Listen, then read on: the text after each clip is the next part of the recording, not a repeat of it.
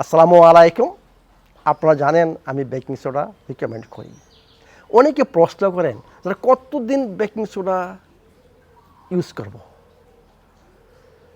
দেখুন, বেকিং সোডার বিভিন্ন প্রটোকল রয়ে গেছে। আপনার শরীরের কন্ডিশন অনুসারে আপনার বেকিং সোডা ইউজ করতে হবে।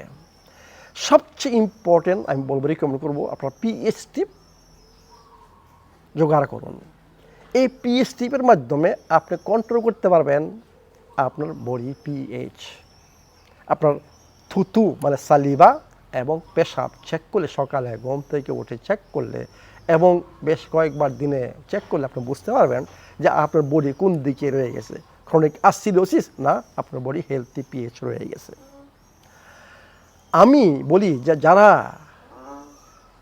রেগুলার অ্যালকালাইন ফুড খাবেন, অ্যালকালাইন পানি পান করবেন, ব্রিথিং এক্সারসাইজ করবেন, রেগুলার এক্সারসাইজ করবেন, স্ট্রেস ম্যানেজ করবেন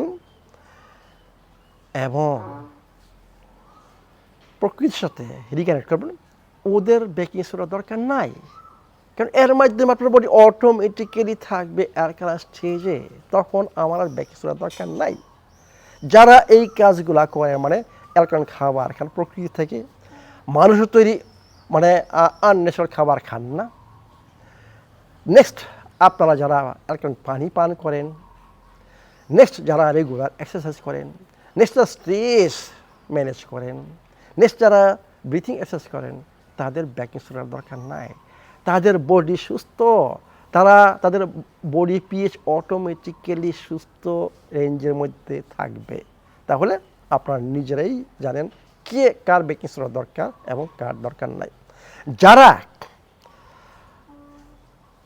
এর থেকে দূরে থাকেন, মানে মানুষদের আননেচারাল খাবার খেয়ে যাচ্ছেন, অনেক বদ অভ্যাস রয়ে গেছে, অ্যালকোহল, স্মোকিং, লেট ঘুমাতে যান, খাবার খেয়ে যাচ্ছেন, সমস্ত সফট ড্রিঙ্কস, মানে কি বলবো, মানে এগুলো মানুষের তৈরি আননেচারাল খাবার। আমি কি বলি, এগুলো গার্বেজ, এগুলো খাবার না। যারা এইগুলো কন্টিনিউ করেন, ওদের ব্যায়াম করতে ইচ্ছা হবে না, তাদের অলওয়েজ দেখবেন স্ট্রেস থাকবে, একটুতে রাগান্বিত হয়ে যাবেন, নিজেরা তৈরি করবেন স্ট্রেস এবং ওরা ব্রিথিংও করবেন না। আপনাদের সুস্থ হতে চান, তাহলে আবার ব্যাক করতে হবে আপনাকে খুব তাড়াতাড়ি আপনার শরীরকে মানে অ্যালকালাইন স্টেজে আনা। সেইটা প্রোটোকল হচ্ছে, আমি বলবো সেইটার প্রোটোকল হচ্ছে, যারা এই অভ্যাসগুলো কন্টিনিউ করতেছেন এবং আপনার শরীরে বিভিন্ন ধরনের প্রবলেম রয়ে গেছে, হেলথ প্রবলেম, তাদেরকে প্রোটোকল আমি দিচ্ছি যে 10 দিন আপনারা half teaspoon baking soda with মানে 4 আউন্স মানে 120 বা 100 ম্যাক্সিমাম 150 মিলিলিটারে মিক্সড করে প্রত্যেক 2 ঘন্টা পর পর পান করুন। মানে ডেইলি 7টা ডোজের বেশি হবে না, 6 থেকে 7টা ডোজ, মানে 2 ঘন্টা পর পর half table spoon baking soda 150 millilitre ভালো পানিতে মিক্স করে পান করতে থাকুন। ম্যাক্সিমাম 10 দিন, এর বেশি যাবেন না। এরপরে আপনারা দেখেন আপনাদের শরীরের কন্ডিশন কী আসে এবং আপনার পিএইচ টিপ দিয়ে আপনি মেপে দেখেন আপনার পেশাব এবং থুতু দেখেন কি পিএইচ আসে। যদি পিএইচ সুস্থ বডির পিএইচ হচ্ছে পেশাবের, সকালে ঘুমতে উঠে পেশাবের যদি পিএইচ আপনার 6.8 থেকে 7 থাকে, very good, this you are healthy. এবং থুতুর পিএইচ যদি আপনার 7 থেকে 7.34 দিয়ে থাকে, মানে 7 থেকে 7.3 or 7.4 থাকে, ইউ আর হেলথি। এরপরে আপনার আর দরকার নাই বেকিং সোডা। আপনি এরপরে কী করবেন, ওই যে alkaline food, alkaline water, breathing exercise, stress manage, regular exercise করে যান। ইউ ডোন্ট নিড আপনার বেকিং সোডার দরকার নেই।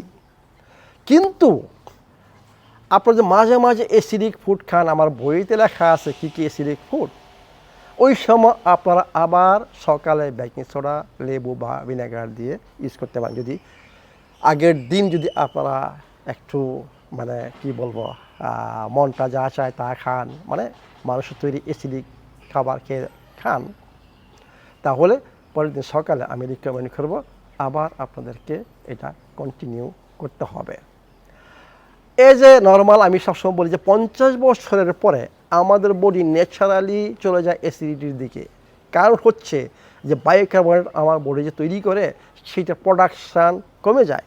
এইটা কম্পেনসেট করার জন্য 50 বছরের পরে আমি বলি যে ইউ ক্যান কন্টিনিউ, মানে half teaspoon baking soda with লেবু বা 1/4 বেকিং সোডা উইথ ভিনেগারের সাথে আপনারা ডেইলি এটা কন্টিনিউ করতে পারেন। That means your body will maintain bicarbonate.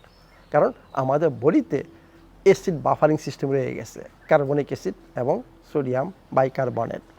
আমাদের 50 বছর পরে সোডিয়াম বাইকার্বনেট প্রোডাকশান শরীরে ন্যাচারালি কমে যায়। এই জন্য আমি এটা বডিকে সাপোর্ট দিচ্ছি।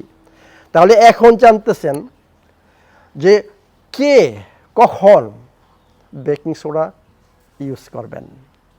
বেকিং সোডাকে বলা হয় universal natural remedy for all diseases. এটা হচ্ছে একটা ঔষধ, কিন্তু সতর্ক থাকবেন, সব বেকিং সোডা ইউজ করবেন না। মার্কেটে যা পাওয়া যায় ম্যাক্সিমাম হচ্ছে বেকিং সোডা হচ্ছে আর্টিফিশিয়াল কেমিক্যালি তৈরি করা। ন্যাচারাল বেকিং সোডা আপনার ইউজ করতে পারবেন। দুইটা বড় বড় কোম্পানি রয়ে গেছে, সেটা হচ্ছে আমি পরে আপনাদেরকে দেখাবো ছবি সহ।